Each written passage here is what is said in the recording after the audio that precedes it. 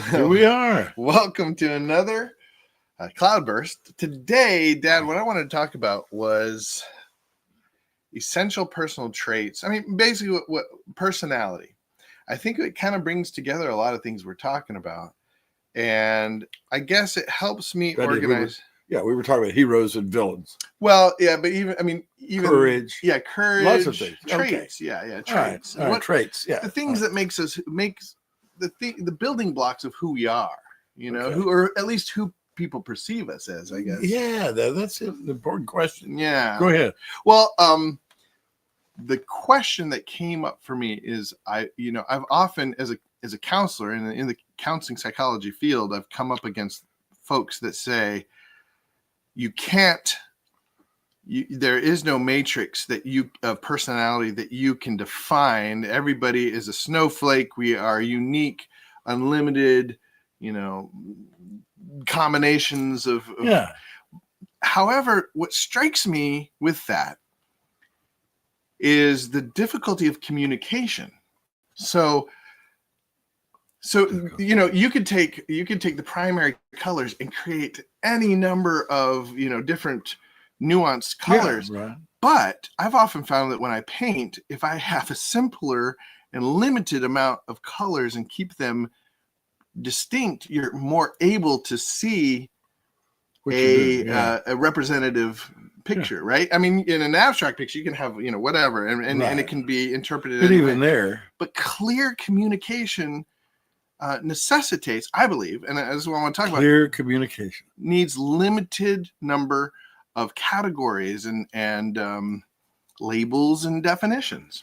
So you mean communicate to be able to understand other people, each other, to come to some kind of summary in your mind about what kind of people they are, who you're dealing with. Yeah, it has to be simpler than just too many.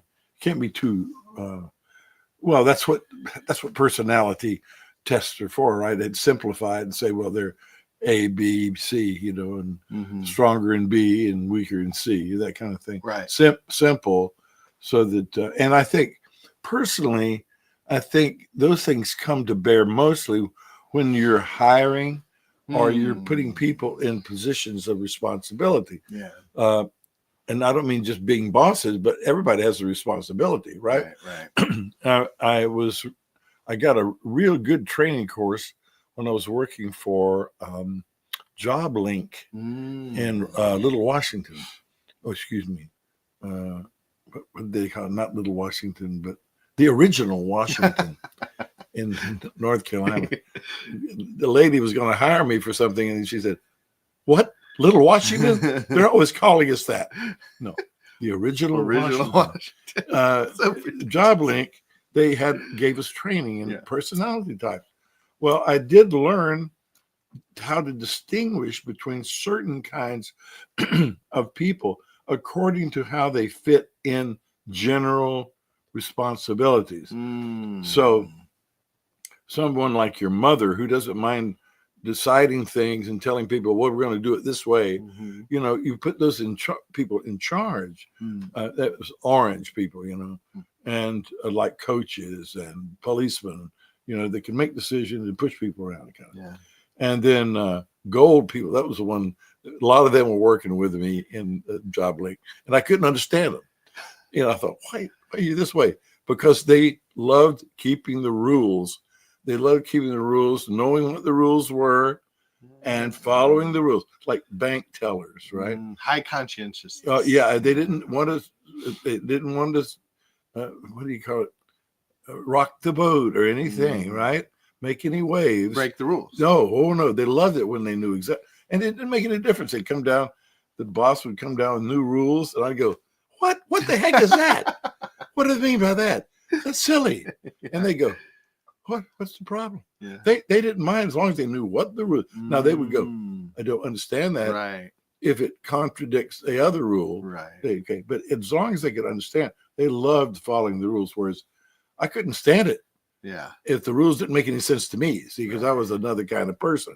That was the gold. Yeah. Orange, gold. Then the blue was poets, social workers, people like that, Creatives. and they went by their feelings. They That went was by more feelings. you. More me, but I think that's the blue. The green were people that like to know things, hold facts, Science. scientific. I think that was more me, but also with the blue, because we all have a secondary thing. Yeah. Well, I could see why we differed in the way we responded to responsibilities. Yeah. And so I think most of the people that you'd think most of the people that would use these kinds of personality tests and personality categorization would be people that hired, Well, people working together for a common purpose. And shouldn't we be doing that more often? I mean, in church, in school, Yes. in work, in families. I mean, these are all areas where we're working towards common goals. Let's say for Christians, it tends to be, well, at least, no, doesn't tend to be, but it's inevitable for a Christian, if they are doing right by being a member of a body, a church somewhere, to be a part of the structure, right? Yeah. Somebody has to lead. Other people have to lead the music. Other people have to set up the chairs. Other people have to go visit the widows and help them, so on. And it can be more or less structured. And my little body, there's not that much structure, but people know, well, there's people that lead, there's people that teach, there's people that serve, and so on.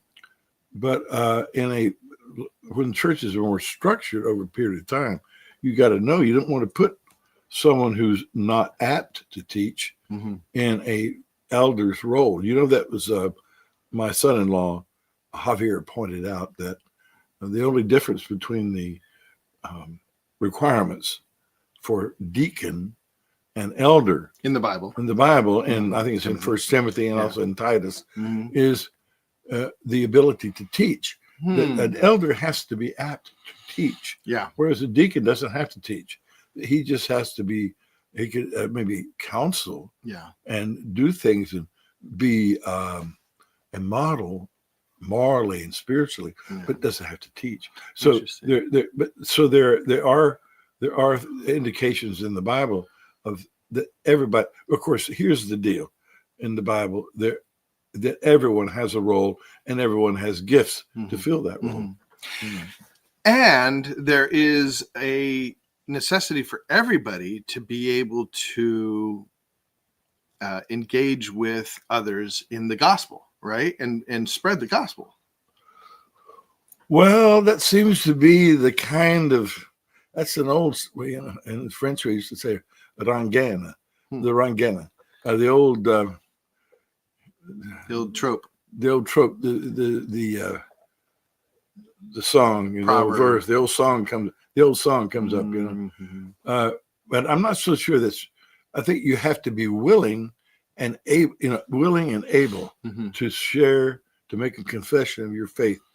You must be willing and able to make a confession of your faith in Christ Jesus. But to go out and tell people and think this is what I'm supposed to be doing.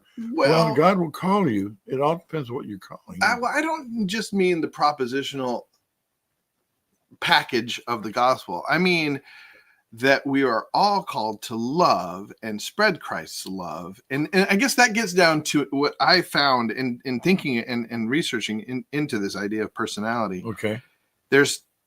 I guess I've never really looked at it this way, but there's three big, we've got Abigail and Christian checking in. Thank you guys for watching this morning. Christian says fellowship. Yeah. And Abigail says, good morning. We're getting down to it. Okay. So in this fellowship, as we are relating to each other in this fellowship, Christian fellowship, there are three areas: personality, virtue, and character. And these three elements of, relating and being human, personality is probably the least important. Yeah. But it is the portal for which we relate. We relate. Connect. We meet each other. Where we see each other these other things. But I think and transmit. And we have to. The last thing is we transmit. Virtue is transmitted. It's not character is practiced, but virtue is transmitted, right? It's like you are. I don't know what you mean by that. Transmitted. In other words, like it's not virtue is not I mean, it can be a hidden thing, but there is an aspect of virtue in which we share virtue, right? Like we want to teach virtue. Well, virtue can be taught. Yeah. Virtue also can be transmitted in words of, well, gifts of the Spirit transfer virtue, because Jesus said, yes, when the lady, remember, well, okay, this is a matter of vocabulary, but when the sick lady went through the crowd and touched the hem of his garment, he said, he stopped and said, someone touched me because I felt virtue go out of me. I think that's a good indicator. I mean, we're using an old translation of a Greek verb, but still Greek word, but I still think it's an indicator of virtue.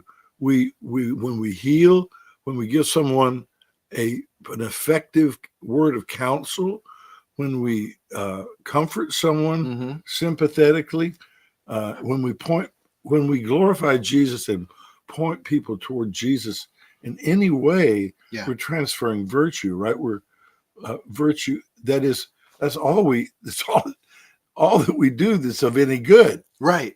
Well, is to transfer virtue, right? Well, often the virtues, how do we define the virtues? That they are the fruits of the Spirit: love, joy, peace, patience. These are the virtues, right? And these, so and the object, what is it? The job of the Spirit. Well, yeah, is transmission. But notice that in those fruits of the Spirit, health is not mentioned. Yeah. So, but I think that's a product of virtue. Health, well-being, a whole sense of wholeness, love, joy. Okay, that's joy. Love, joy, peace. In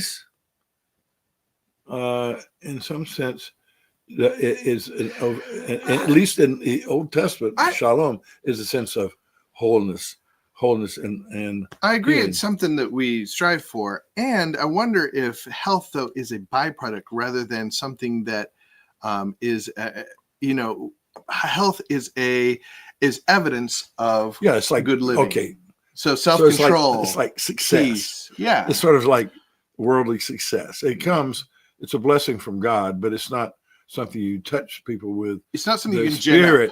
The Spirit doesn't give you worldly success. The Spirit gives you these other things that lead to health, worldly success, peace with your neighbors, these kinds of practical things. And we go getting back to the personality. Personality is, it looks to me, personality, how everyone has a different one, right? Everybody has a different one. You want to class people, they're this way or that way, for two reasons. One is where do you put them in their responsibility if you have and two, how do you and your family deal with them, right? If they tend to get angry or have a short fuse, which can be part of a personality. Sometimes you have to kind of put them to the side. But and there's other things. People's talkativeness can put people off. Art with me, people being quiet, not talking a lot, which Judah's family is a lot like that. His kids and his wife, they don't talk that much, which is a blessing to some people. But to me, sometimes it kind of it raises a question in my mind, like, where are they? What are they thinking? Because I talk so much, So I come from a different side, so it's hard to make that connection. Personalities do help make connection. You meet someone that's like you, you make a quicker connection. Well, and that's where I came. The only verse that really spoke to me in this topic was indirectly when Paul said, I want to be all things to all people. I set aside my rights as an apostle. And and I think it's in spreading the love of Christ and the truth of the gospel. And that's the other thing, is truth. I guess that may be a fourth thing that isn't really part of our personality of human interactions, but truth. I think that is a key to to understanding each other, like being honest with each other. Right. Oh, sure. So too often in a little bit what you're saying about like when people are not expressive, and you say like, that person doesn't have any personality, or No, I don't understand. I don't. It's that, I have a hard time. Yeah. But it could be all kinds of things. But everybody has difficulty. We get into mind reading, we get into, without truth and honesty between people. Right. You say, that hurt me when you said that, or I'm not going to accept what you just said because it's not true to me. Yeah, but how much of that goes on in real life? Well, very little. And because it's very, it takes courage. Honesty, yeah. It takes courage, which is a virtue. Well, and I do think that personality is the first thing that we encounter in people, and it's the last thing that's of importance in people. Yeah. It's the first thing we encounter. Yes. But really, that's why it's so little of it in the Bible. It's so little personality. We have Jesus calls Peter the rock, the rock, because because of his faith, not because he's dependable, because he does change from moment to moment. He turns his back on Jesus at a very key moments. Yeah. And because he's James and John, who are very close to him, he calls them sons of thunder. Okay, they were likely to get angry, right? And so they may have been the ones that came up to him that one time. They go through the village of Samaria, and they didn't want Jesus to come in there. And so the disciples come to him, and it could have been James and John. I was looking for it. I don't think it says who it was, but it could have been them. More likely it's James and John. Do you want us, Master, you want us to call fire down on them? Yeah. Like Elijah called down fire. Oh no. He says, you don't know what spirit you are of. So there were personalities in the disciples, but Jesus that was not his goal, was to give everybody a better personality. And of course, John, the younger of those two, Jesus loved, which meant was, see, on the level of personality, Jesus was closer to at least one of the disciples. It's just natural that we are. It's connection. Okay. Yeah, that happens. Yeah, but in the end, in the church, there's only supposed to be one personality that emerges, and that is the personality of Jesus. Would that be a good I don't know. hypothesis? Yeah. A personality, because there's so many personalities.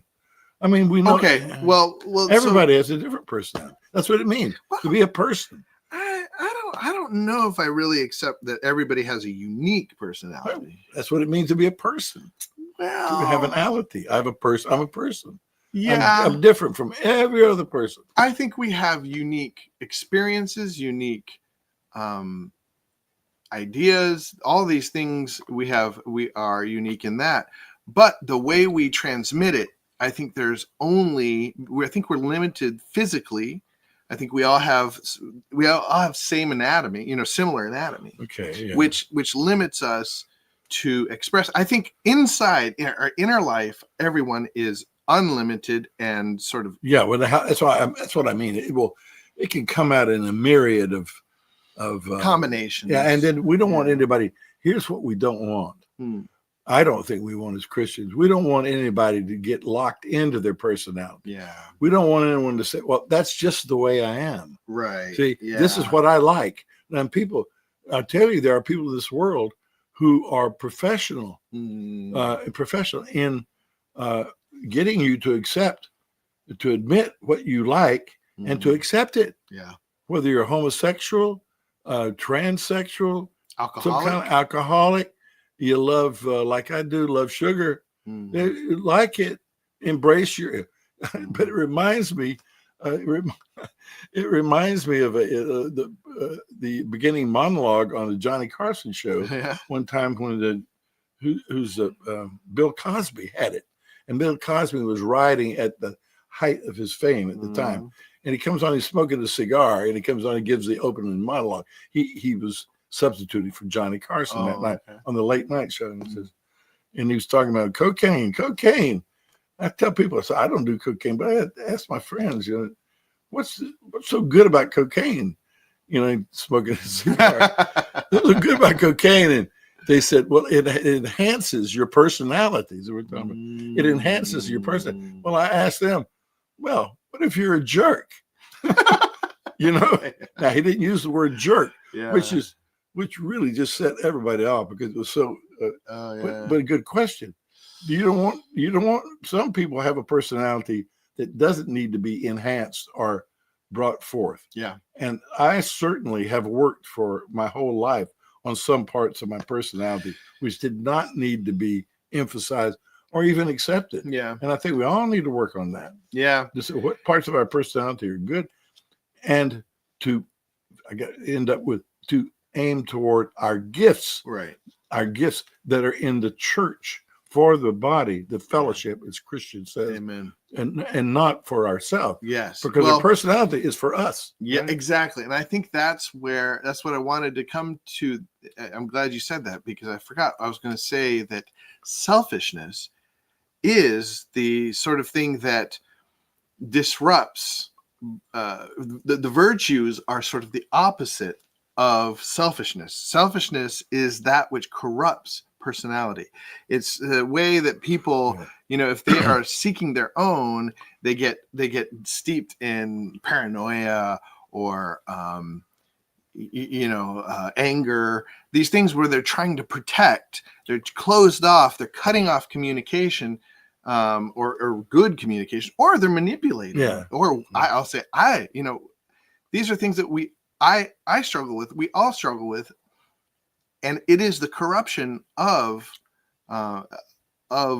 good character, like good character is etching in that which is informed, is a common practice or a regular practice of the virtues rather than selfishness. Good. Okay. So if personality, we're talking at personality is something that only applies to yourself. It doesn't apply to other people.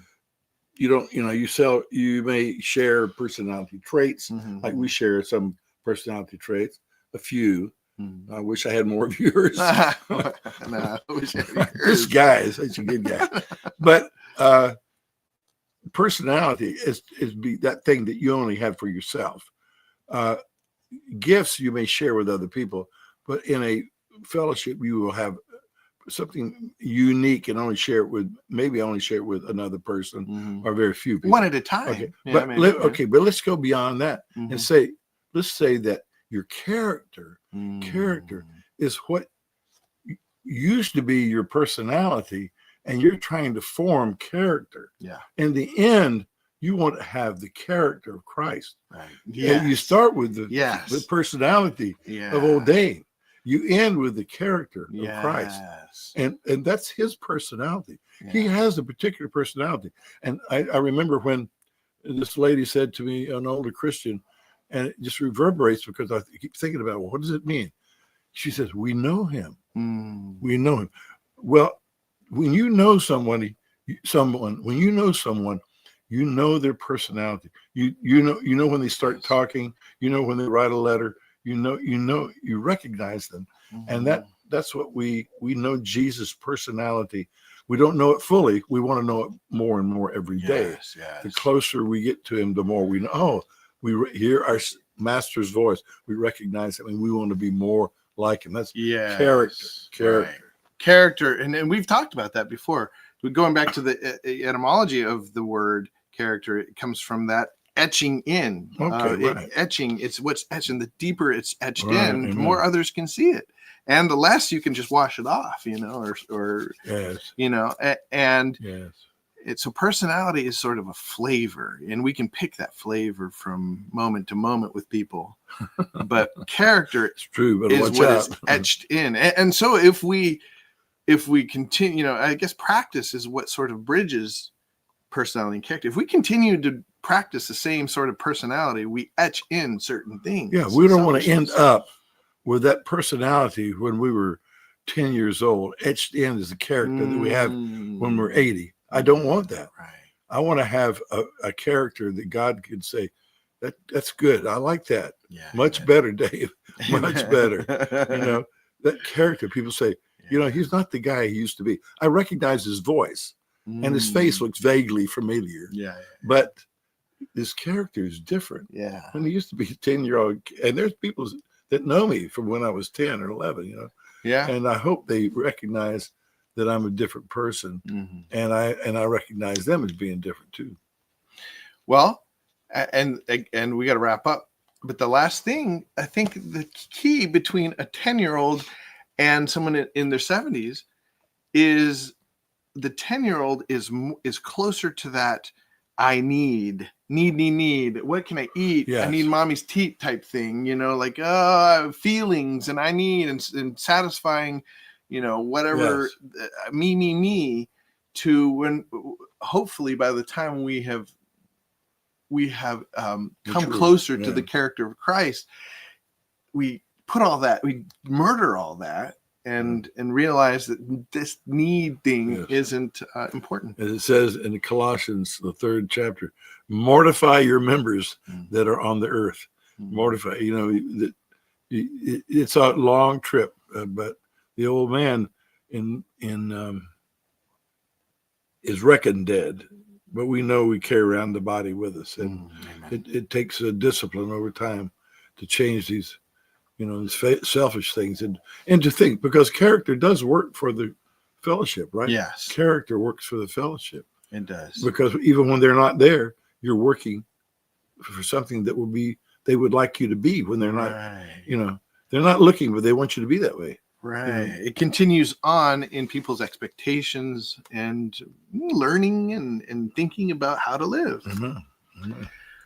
Well, thank you guys for tuning in. We had a lot of people tuning in. Christian Corbett and Anna Chavez. Thank you, cousin Anna and friend of ours, Christian Corbett and Christian McNeil. See you soon.